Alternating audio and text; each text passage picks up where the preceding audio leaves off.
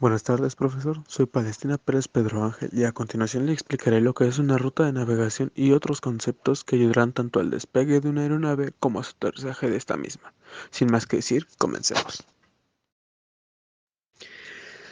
Antes de empezar, primero explicaré unos conceptos básicos para poder tener un entendimiento mucho mayor del tema y así no tengan dudas a la hora de decir la información más adelante. Sin más, comencemos con el primero.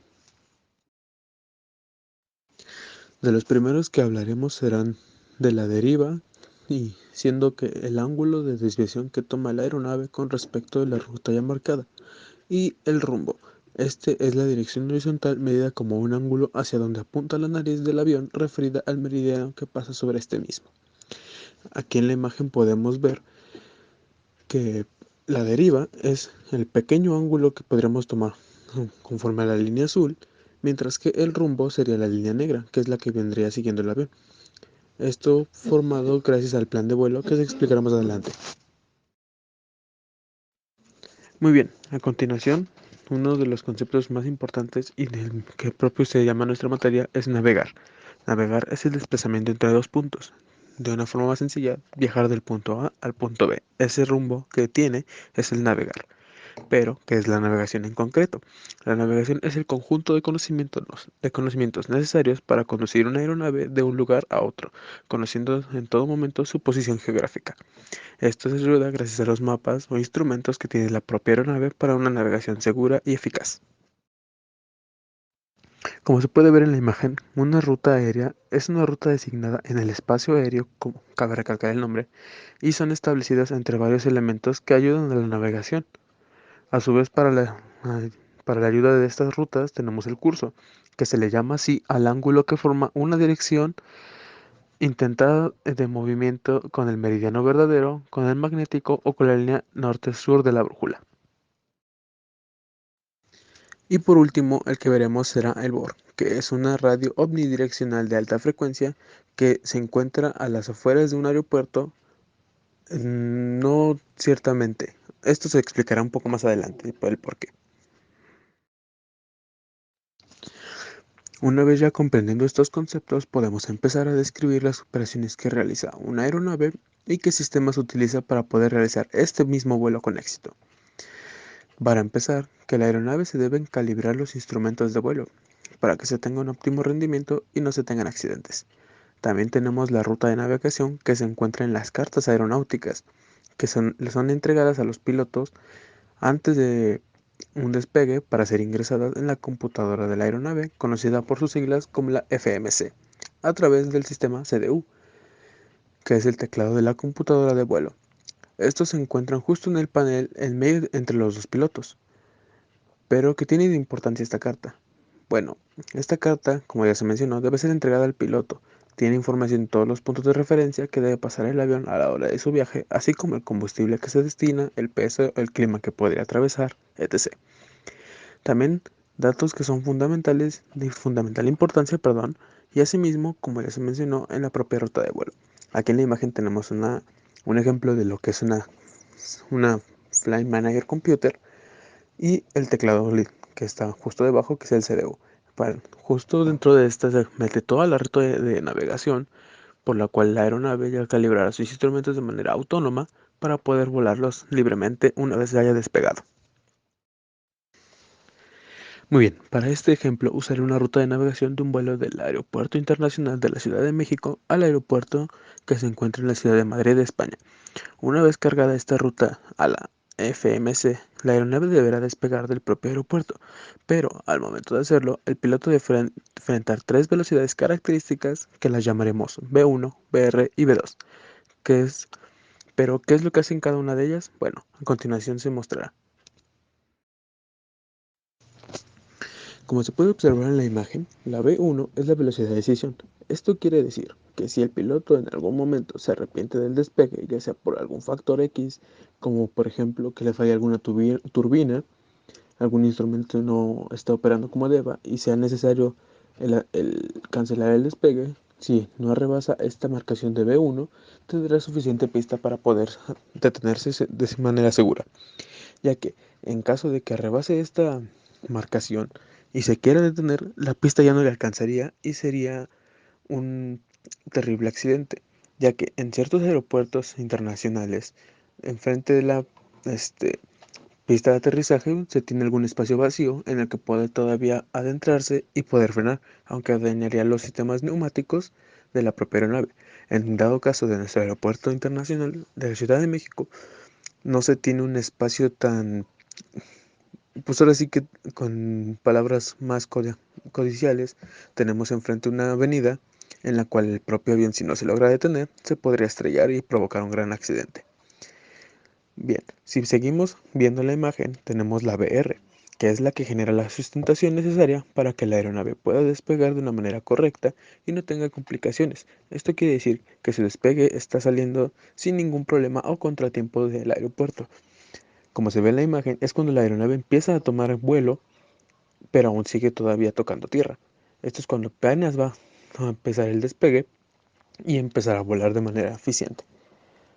Y por último tenemos la V2, que es la velocidad de seguridad. Esta es cuando la aeronave ya por fin está en vuelo y lo logra con mayor tranquilidad, ya que no se tiene ningún riesgo de velocidad codicial, por lo cual puede continuar sus operaciones normales. Aquí en la imagen se ve que es donde la aeronave ya despegó y puede continuar con la ruta de vuelo designada, por lo que se comentará con más profundidad como anterior se dijo, ya que tomaremos la ruta designada de un vuelo real. Gracias a los mapas aeronáuticos que tienen tanto grados en sus líneas de latitud y longitud, podemos identificar cómo se ve en este plan de vuelo que tal vez no es de la mejor manera posible, pero si notan es muy distinto a la información que se maneja a la de un mapa común, ya que está dividido en cuadrantes, por lo cual es más sencillo localizar la posición de una aeronave y así poder designar una ruta de vuelo. Estos los capitanes con anterioridad, antes de que pudiéramos tener las tabletas, en el cual ya pueden ir distinguiendo un mapa o una aplicación llamada Sky Vector, que mencionaremos un poco más adelante. Tenían sus mapas de tamaños, podríamos decirlo palabras coloquiales de nuevo, extremadamente grandes, en el cual venían por espacios aéreos y se veían de esta manera, para que el piloto y el copiloto pudieran identificar en dónde se encontraban o en o en las cabinas de vuelo donde pudieran ver la posición de esta aeronave. Como se mencionó en un momento, si queremos ver de mejor manera, podemos ayudarnos de la página llamada SkyVector, que al ingresar la misma ruta de navegación, como se puede ver en la parte superior derecha, izquierda, perdón, nos dará una imagen más limpia de la misma que la misma ruta anterior, por lo cual los pilotos o la gente se puede dar a identificar cómo el avión sigue esa misma ruta. Pero si hacemos un acercamiento a esto mismo, daremos un vistazo que hay líneas o vías aéreas tanto del aeropuerto de la Ciudad de México como el de Madrid, España. Por ejemplo, en ese momento solo mostraré de la Ciudad de México. Como vemos en la imagen, donde se localiza el punto verde es el Aeropuerto Internacional de la Ciudad de México. Pero si se dan cuenta, hay círculos alrededor de este mismo. Estos círculos, por decirlo de alguna manera, son los propios aeropuertos, y si logran distinguir los recuerdos con los nombres de estos mismos, algunos tienen el famoso BOR, que se mencionó hace un momento. Hay que recalcar que los BORes no siempre están en el propio aeropuerto. Hay ocasiones en las que están afuera de estos, y puede llegar a confundir a los pilotos al no saber cuál es el BOR y cuál es el aeropuerto, ya que los instrumentos captan esta misma radiofrecuencia y se van acercando a esta. En dado caso,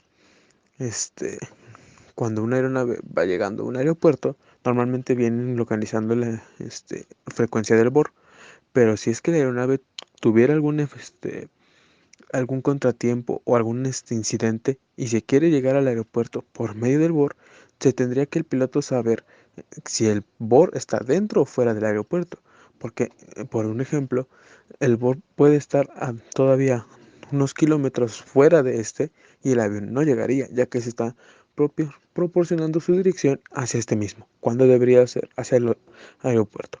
Por lo cual es recomendable que los pilotos tengan y verifiquen la carta aeronáutica con cómo está derivado, en dónde se encuentra el BOR, para tener una mayor eficiencia y no sufrir este tipo de accidentes. Ahora hablando de las líneas, empezaremos con las negras, que empiezan con la V. Estas son aerovías inferiores. Esto quiere decir que son aerovías por las cuales no se puede volar a una altitud muy grande y normalmente son para viajes cortos y por eso, como se puede dar cuenta aquí, es que son mayormente usadas. Mientras que si hablamos de las líneas azules con la letra J, estos son lo contrario, ya que son aerovías superiores para vuelos de largas distancias y mayor. Una vez que la aeronave ha terminado su ruta designada y entra en proceso de descenso, puede hacerlo de dos maneras. La primera por navegación avanzada y la segunda, por decirlo de alguna manera, de método común. La común la podemos ver por el ILS, o mejor conocido como el Sistema de Aterrizaje por Instrumentos. Para explicarlo, no tomaremos la carta de navegación de los dos aeropuertos, ya que lastimosamente no están disponibles por el momento, así que tomaremos la de un aeropuerto de los Estados Unidos, el John F. Kennedy International para ser más exactos, o por sus siglas KJFK. En este mismo podemos ver que desde nuestro gran Sky Vector como se puede mostrar en la imagen, aquí tenemos dos cartas. La de la izquierda será la del sistema de ILS y la de la derecha del sistema RNAV o conocido también como navegación avanzada. Pero, ¿qué hace el RNAV? Este permite la operación del avión en cualquier trayectoria de vuelo deseada dentro de la cobertura de estaciones referidas de navegación. Mientras que la de ILS, como su propio nombre lo dice, hace el aterrizaje con la ayuda de los instrumentos de cabina. Y una vez que el avión se calibra con el localizador del aeropuerto, puede proseguir con los estándares marcados por la propia carta, como la altitud y velocidad que debe de llevar para aterrizar de forma segura. Mientras que el RNAV depende de un método un poco más complicado, ya que para que funcione el aeropuerto debe estar certificado en navegación avanzada. Hay ciertos aeropuertos que no tienen esta certificación y sus aeronaves solo pueden aterrizar por medios más comunes, como el anterior mencionado de ILS. Pero si lo debe de tener, se ayuda de los sistemas LNAV y BNAV. Pero también hay que saber qué son estos sistemas. El sistema BNAV y LNAV, los dos se muestran en la Fly Miner Computer, pero son datos visibles gracias a la Primary Flight Display, que es las pantallas de navegación de la propia aeronave. El primero, el BNAV, nos da, como su nombre lo indica, la navegación lateral de la aeronave. Esto quiere decir, en términos sencillos, que tanto sube y que tanto baja la aeronave con respecto a su ruta marcada. Y la LNAV es la desviación que hace hacia los lados de manera lateral, con lo mismo de la ruta ya marcada. Con estos datos podemos empezar el aterrizaje por navegación avanzada y del mismo modo, alineándose al localizador, empieza su aterrizaje y puede aterrizar de una manera segura y eficaz. Con esto terminaría el video. Espero la información haya sido fácil de comprender y no se tengan algún tipo de dudas con respecto al tema explicado. Muchas gracias por su atención y tenga buena tarde o noche.